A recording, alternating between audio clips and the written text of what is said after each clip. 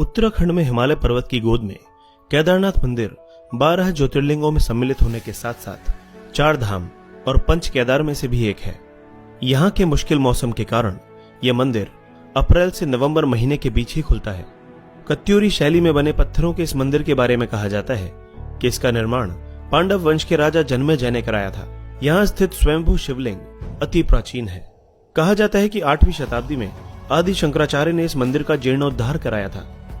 जून 2013 के दौरान भारत के उत्तराखंड और हिमाचल प्रदेश राज्यों में अचानक आई बाढ़ और भूस्खलन के कारण केदारनाथ सबसे अधिक प्रभावित रहा। इस ऐतिहासिक मंदिर का मुख्य हिस्सा और सदियों पुराना गुंबद सुरक्षित रहा, लेकिन मंदिर का प्रवेश द्वार और उसके आसपास का इलाका पूरी तरह तबाह हो गया। केदारनाथ मंदिर समुद्र तल से 11,755 फीट की ऊंचाई पर स्थित है। दोस्तों, अब जान लेते हैं कि किस तरह 400 सालों तक केदारनाथ मंदिर बर्फ में दबा रहा और इसका इस मंदिर पर क्या असर पड़ा।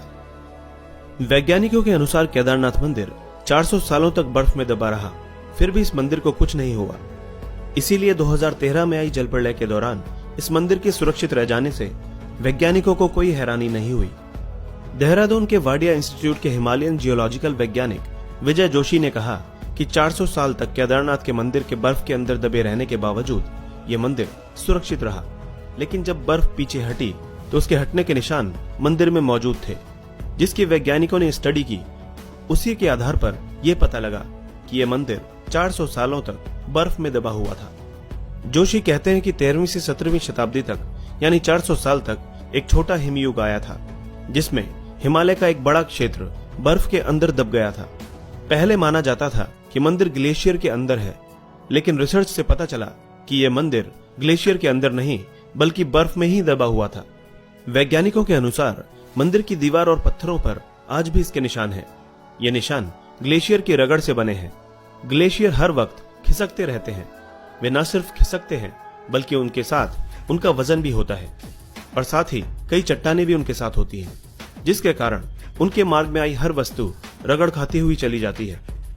जब 400 साल तक मंदिर बर्फ में दबा रहा होगा तो सोचिए मंदिर ने इस ग्लेशियर के बर्फ और पत्थरों की रगड़ को कितना झेला होगा।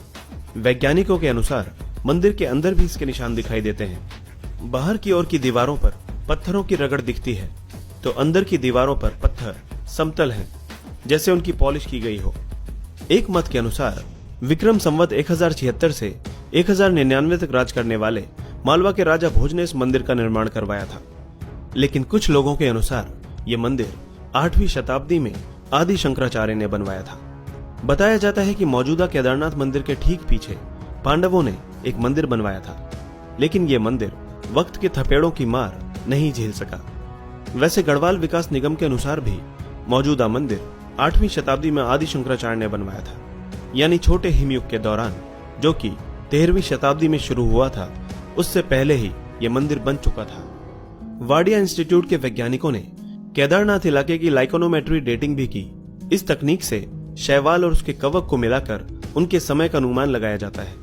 इस तकनीक के अनुसार केदारनाथ के इलाके में ग्लेशियर का निर्माण 14वीं सदी के मध्य में शुरू हुआ और इस घाटी में ग्लेशियर बनना 1748 ईस्वी तक जारी रहा, यानी तकरीबन 400 सालों तक। जोशी ने कहा कि सबसे बड़ी बात यह है कि लाखों साल पहले चोराबारी ग्लेशियर के पीछे हटने से केदार घाटी बनी।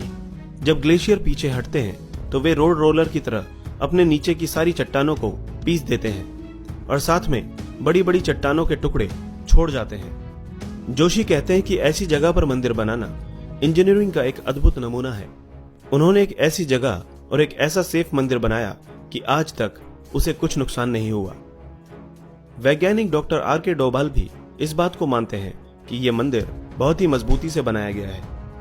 केदारनाथ मंदिर 85 फीट ऊंचा, 187 फीट लंबा और 80 फीट चौड़ा है। इसकी दीवारें 12 फीट मोटी हैं और बेहद मजबूत पत्थरों से बनाई गई है। मंदिर को 6 फीट ऊंचे चबूतरे पर खड़ा किया गया है। यह भी एक हैरान करने वाली बात है कि इतने भारी भरकम पत्थरों को इतनी ऊंचाई पर लाकर और तराशकर कैसे एक मंदिर की शक्ल दी गई होगी। जानकारों का मानना है कि पत्थरों को एक दूसरे से जोड़ने के लिए इंटरलॉकिंग तकनीक का इस्तेमाल किया गया था।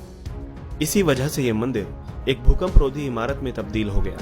ये मजबूती और तकनीक ही मंदिर को नदी के बीचों बीच खड़े रखने में कामयाब हुई।